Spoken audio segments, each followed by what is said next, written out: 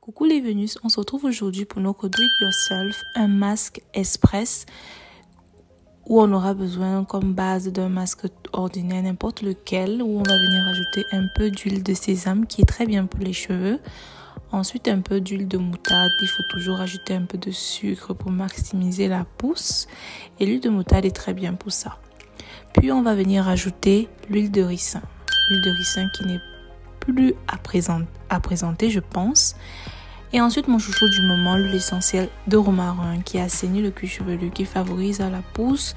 Bref, il est parfait pour les cheveux. Ensuite on va venir sceller l'hydratation avec l'ylang-ylang, l'huile essentielle d'ylang-ylang qui aide à retenir l'hydratation. Puis on touille. On sera sûr d'avoir une crème bien homogène. Ensuite, on va venir ajouter un peu de protéines, un œuf. Vous pouvez soit juste prendre le jaune ou alors mettre l'œuf complet. Pour moi, c'était l'œuf complet. Je voulais pas me casser la tête plus que ça. On va touiller pour s'assurer que tout soit bien mélangé.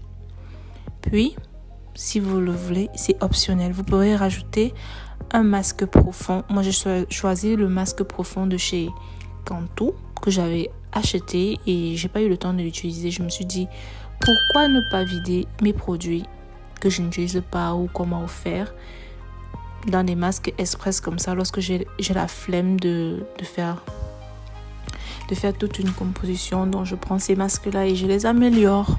Donc voilà, on s'assure qu'il n'y ait pas de grumeaux, que tout soit bien mélangé.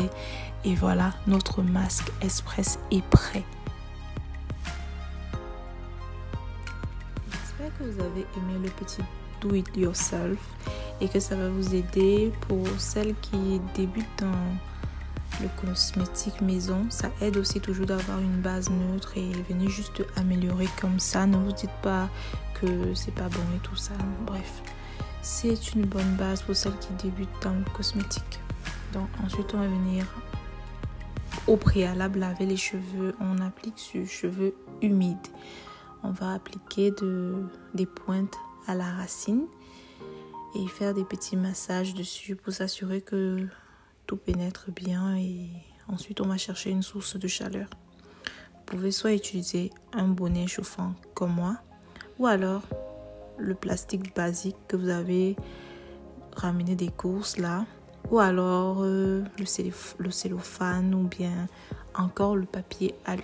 Tout ça, ça marche bien pour retenir l'hydratation. Vous allez laisser votre masque poser. Si c'est avec le bonnet chauffant, 15 minutes c'est largement suffisant.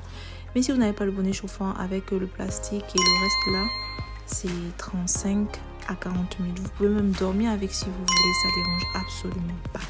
Donc, n'hésitez pas à vous abonner sur ma page Instagram, Facebook. Et voilà, je vous fais plein de bisous. Bye!